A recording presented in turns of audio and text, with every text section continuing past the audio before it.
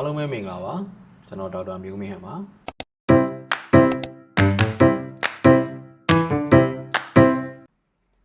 အဲ့တော့ဒီ seasonal phase ဆေးကိုတောက်သုံးသင့်တဲ့သူတွေကတော့ကျွန်တော်တို့ဒီအမျိုးသားတွေပန်းသေးပန်းညိုဖြစ်တဲ့သူတွေနဲ့တချို့တော့ဒီအိမ်တော်ရှင်အမျိုးသားတွေပေါ့နော်သူတို့ဟာဆိုရင်ဖြင့်ဒါကိုယ့်သဘောနဲ့ကိုယ်တောက်သုံးဖို့တော့မသင့်ပါဘူးဒါဆရာဝန်နဲ့တေချာတိုင်ပင်ပြီးမှသာကိုယ်မှာရှိနေတဲ့ယောဂအခန်းတွေပြောပြမယ်နောက်ပြီးတော့ကိုယ်ဖြစ်နေတဲ့ပြဿနာကိုပြောပြပြီးတော့မှသာဆရာဝန်ညွှန်ကြားတဲ့အတိုင်းပမာဏအတိုင်းတောက်သုံးဖို့လိုအပ်ပါတယ်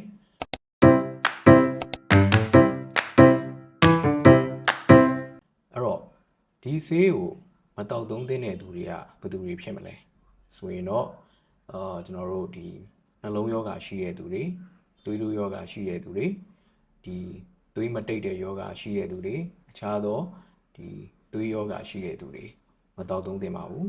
နောက်ပြီးတော့ကျွန်တော်တို့နှလုံးယောဂနဲ့ပတ်သက်ပြီးတော့ဒီဆေးတောက်နေရတဲ့သူတွေဥပမာအဖြစ်ကျွန်တော်တို့ဒီ nitrate လိုမျိုးဆေးတွေတောက်နေရတဲ့သူတွေနောက်ပြီးတော့ဒီနှလုံးအောင့်တက်တဲ့သူတွေနော်နောက်ပြီးတော့သွေးကြဆေးသွေးကျဲဆေးတောက်နေရတဲ့သူတွေဒီလိုလူတွေအားဆိုရင်လည်းဒီဆေးကိုတောက်သုံးဖို့မသင့်ပါဘူးပြီးတော့ကျွန်တော်တို့ရက်သေးစာတောက်သုံးတဲ့သူတွေနောက်ဒီ grapefruit ဖြော်ရည်တောက်သုံးထားတဲ့သူတွေမှာဆိုရင်လည်းဒီဆေးကိုတောက်သုံးဖို့မသင့်ပါဘူးနောက်ပြီးတော့ကျွန်တော်တို့ဒီဆက်လက်ကိုနှစ်ရှည်လာများတောက်သုံးလာတဲ့သူတွေမှာဆိုရင်လည်းဒီဆေးကိုတောက်သုံးဖို့မသင့်ပါဘူးနောက်ပြီးတော့ကျွန်တော်တို့ဘယ်လိုလူမျိုးတွေမတောက်သုံးသင့်ဘူးလဲဆိုရင်ဒီကျွန်တော်တို့လေရင်ကာနဲ့ပတ်သက်ပြီးတော့ငကိုတွေကပုံမှန်မဟုတ်တဲ့အနေအထားဖြစ်နေတဲ့သူတွေဟာဆိုရင်လည်းဒီဆေးကိုတောက်သုံးဖို့မသင့်တော့ပါဘူးနောက်တစ်ခုကတော့ကျွန်တော်တို့ဒီသွေးရနဲ့ယောဂရှိတဲ့သူတွေနဲ့ဒီအစာအိမ်မှာအနာရှိတဲ့သူတို့အသေးယောဂရှိတဲ့သူတို့ဒီလိုလူမျိုးတွေနောက်ပြီးတော့သွေးပေါင်ကျနေတဲ့သူတွေအားနည်းနေတဲ့လူတွေဆိုရင်လည်း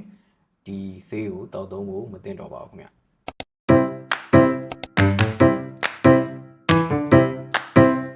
အဲ့တော့ဒီဆေးကို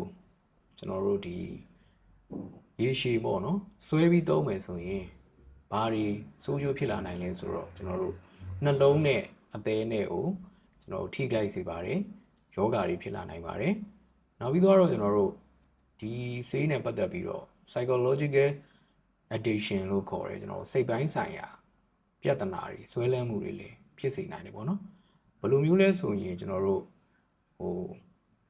ဒီဆေးမှမတော့ဘူးဆိုရင်တာမန်အချိန်မှာကျွန်တော်တို့ကမြို့သားလေရင်ကမထောင်မှတ်ဘူးလို့ခံစားရတာမျိုး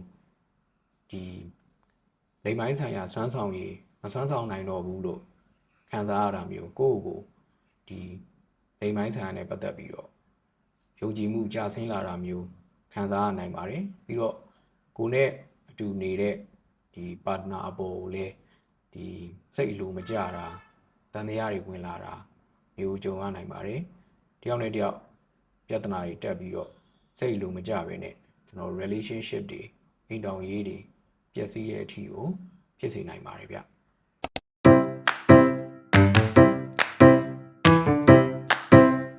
ဒီအတွက်ကြောင့်မလို့ကျွန်တော်အကြံပေးချင်တာကတော့ဒီလိုမျိုးဆေးတွေကိုကိုယ့်သဘောနဲ့ကိုယ်တောက်သုံးတာမျိုးမလုပ်ပါနဲ့ဒီဆေးတောက်သုံးဖို့မသင့်တော်တဲ့အချိန်တွေမှာမတောက်သုံးပါနဲ့နောက်ပြီးတော့ဆေးကိုလိုအပ်တဲ့ပမာဏထက်ဆရာဝန်ညွှန်ကြားထားတဲ့ပမာဏထက်ပိုပြီးတော့တောက်သုံးတာမျိုးမလုပ်ပါနဲ့ဥပမာတစ်နေ့ကိုတစ်ချိန်ထက်ပိုပြီးတောက်သုံးတာမျိုးမလုပ်ပါနဲ့နောက်ကိုယ်မှာယောဂအခန်းတွေရှိတဲ့အခါမျိုးမှာတောက်သုံးတာမျိုးမလုပ်ပါနဲ့ဆေးကိုတောက်သုံးတဲ့အခါမှာအရက်ပြီးတော့တခြားသောမူရည်ဆေးဝါးတွေနဲ့တွဲပြီးတော့တောက်သုံးတာမျိုးမလုပ်ပါနဲ့ပြီးတော့ဆရာဝန်နဲ့ပုံမှန်ဆွေးနွေးတိုင်ပင်မှာဒီဆေးကိုမတောက်သုံးခင်မှာရောတောက်သုံးပြီးတဲ့အချိန်တွေမှာရောပေါ့နော်ကျန်းမာရေးစစ်ဆေးမှုတွေလိုအပ်ပါတယ်ဆရာဝန်ကတခြားသောယောဂါတွေရှိမရှိစမ်းသပ်စစ်ဆေးမှုတွေပြုလုပ်မှာဖြစ်ပါတယ်နှလုံးနဲ့ပတ်သက်တဲ့ယောဂါတွေအသေးနဲ့ပတ်သက်တဲ့ယောဂါတွေရှိမရှိစစ်ဆေးပြီးမှသာဒီဆေးကို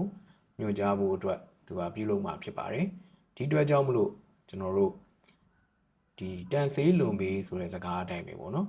ကျွန်တော်တို့ကဒီမြို့သားအတူစီလို့ခေါ်တဲ့ဒီစေတနာဖေးဆေးနဲ့ပတ်သက်ပြီးတော့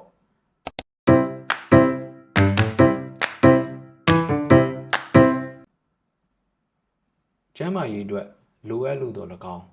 သို့မဟုတ်ဆရာဝန်ညွှန်ကြားလို့တော့၎င်းသို့မဟုတ်ရံပန်ရံခါမိမိဒီလိမ်ပိုင်းဆိုင်ရာစိတ်ကြည်နက်မှုရရှိဖို့တော့အတွက်တော့၎င်းဒီအချက်တွေကလွဲပြီးတော့ပမာဏကိုပို့ပြီးတော့တောက်သုံးတာမျိုးရေရှည်တောက်သုံးတာမျိုးမလုပ်မိဖို့အတွက်ကျွန်တော်အနေနဲ့အကြံပြုလိုပါတယ်အားလုံးပဲကျန်းမာပျော်ရွှင်တဲ့အိမ်တော်ရေးဘဝတွေမိသားစုဘဝတွေကိုပိုင်ဆိုင်နိုင်ကြပါစေလို့ဆုမွန်ကောင်းတောင်းပေးနေဒီကုန်းချုပ်လိုက်ရပါတယ်ဗျ